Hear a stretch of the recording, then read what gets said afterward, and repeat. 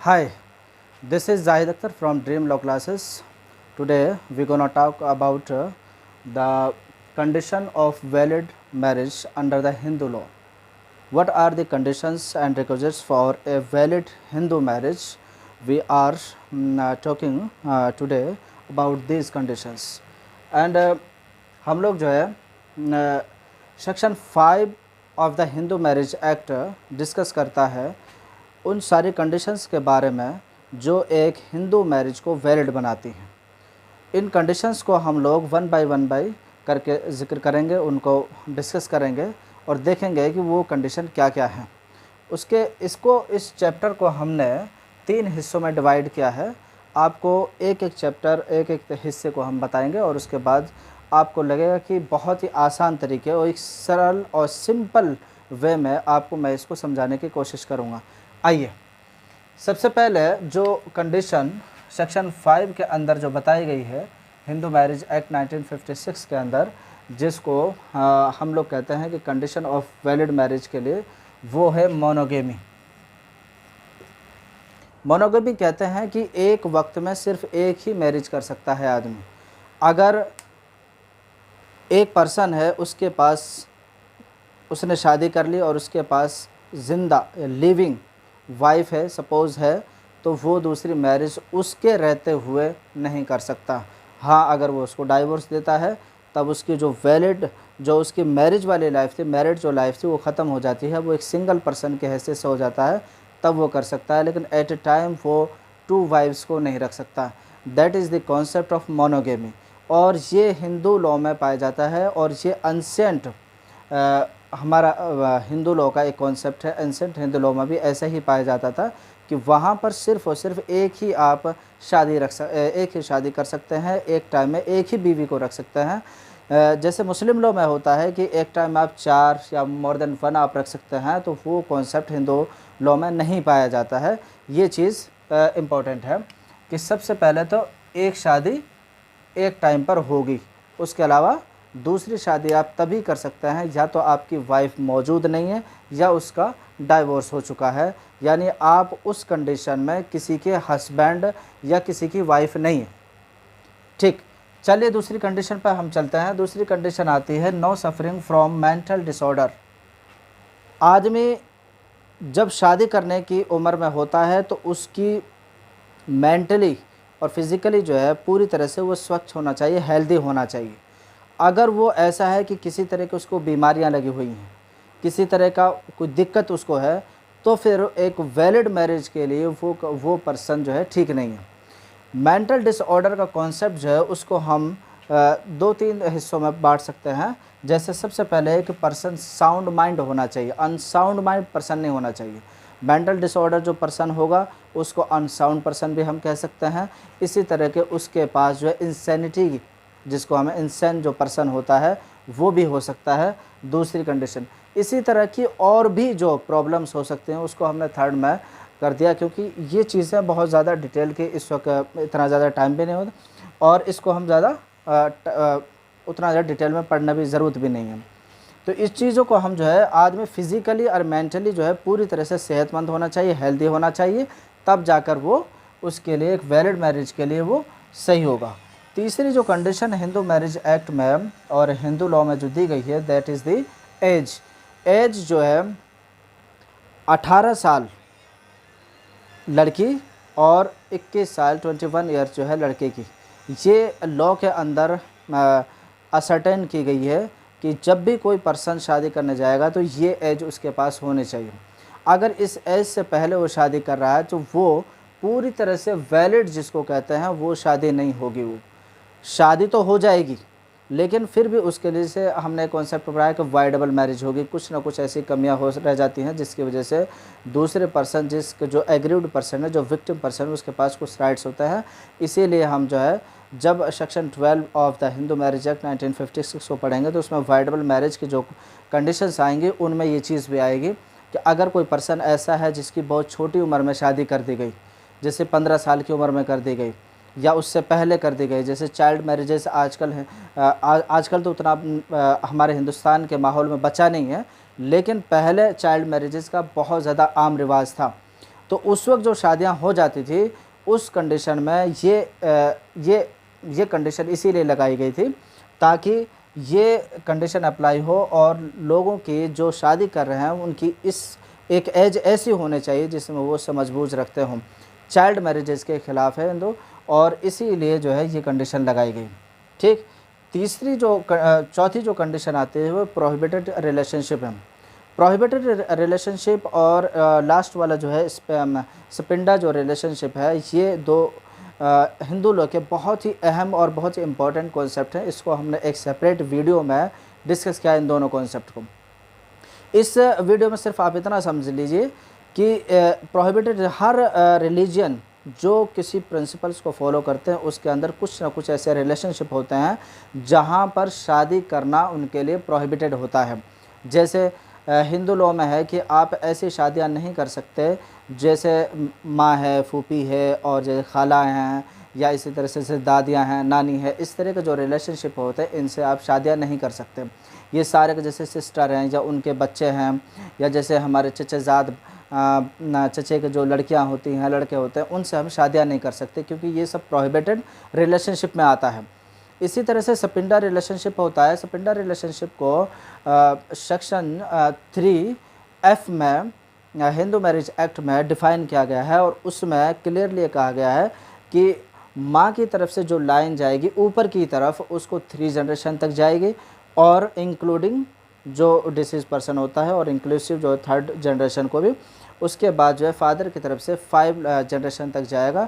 इनके बीच में जो भी रिलेशनशिप आते हैं, जो लोग उसमें हैं तो वो आपस में शादियां नहीं कर सकते, वो स्पिंडा रिलेशनशिप में आएंगे। तो ये जितने भी रिलेशनशिप इस तरह के बनते हैं वो प्रोहिबिटेड होते हैं और एक वैलिड हिंदू मैरिज के लिए वो सही नहीं है। वैलिड अगर इनमें से कोई भी एक कंडीशन, कोई भी एक कॉज पाया जाएगा तो वो शादी एक वैलिड शादी नहीं होगी। सबसे पहले क्या है, मोनोगेमी, एक टाइम में एक ही शादी हो सकती है। दूसरे में कहा गया है कि मेंटल डिसऑर्डर नहीं होना चाहिए, पर्सन बिल्कुल हेल्दी होना चाहिए, दिमागी एतबार से बिल्कुल सही होना चाहिए। तीसरी शर्त है एज होनी चाहिए, जो एज लॉ ने मुख्तस की है, जो एज लॉ ने असर्टेन की है मैरिज के लिए, वो एज कंप्लीट होनी चाहिए।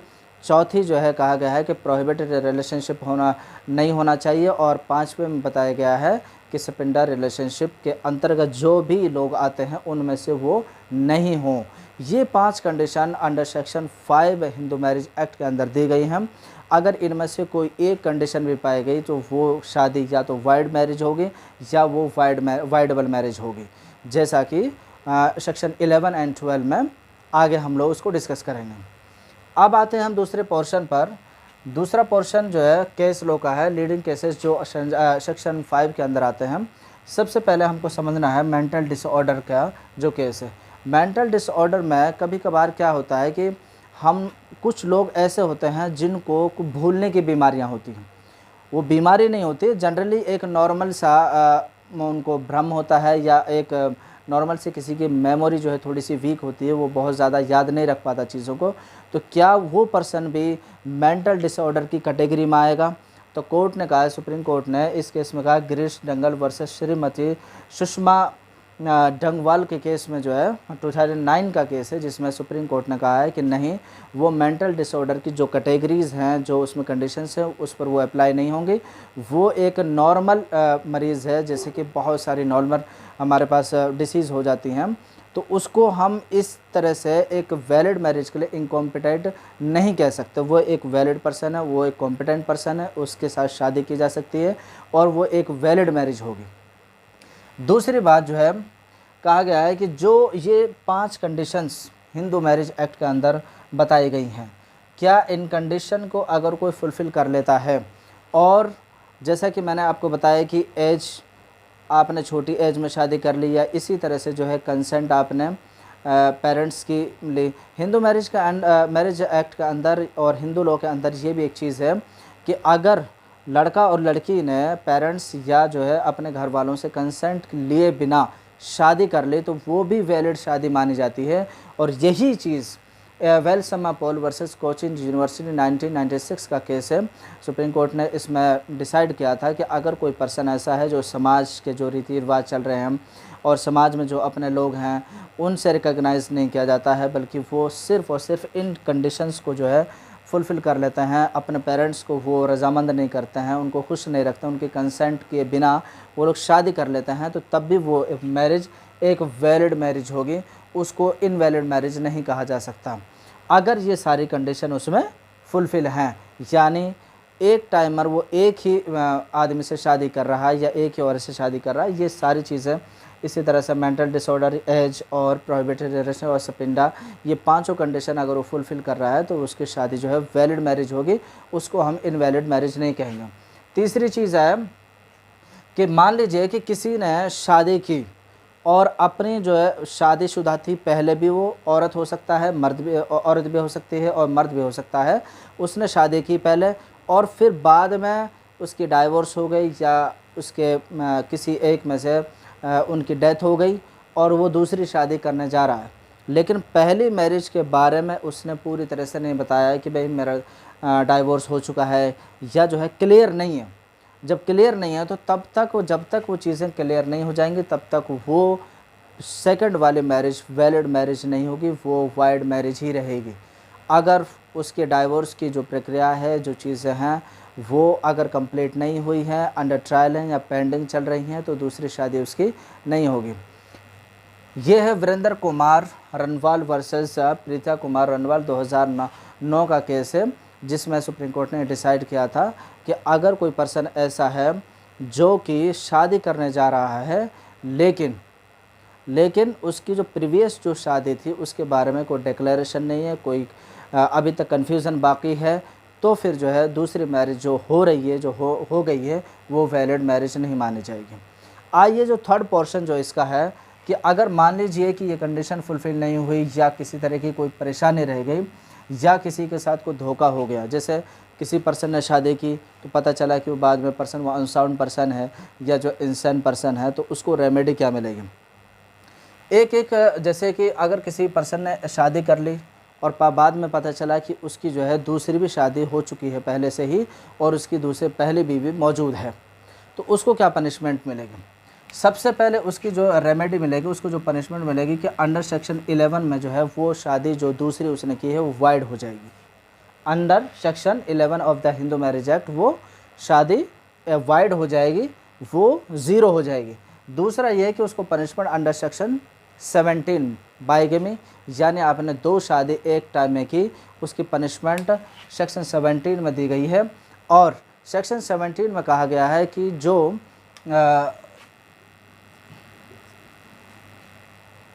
जो शादी इसमें की गई है उसकी पनिशमेंट आईपीसी के अंदर 494 495 में अंडर सेक्शन 494 494 एंड 495 में दी गई है कि अगर कोई पर्सन ऐसा है जो पहली बीवी के रहते हुए दूसरी शादी कर लेता है या शादी को छुपा लेता है, तो दोनों सेक्शन के अंतर्गत उसकी पनिशमेंट होगी।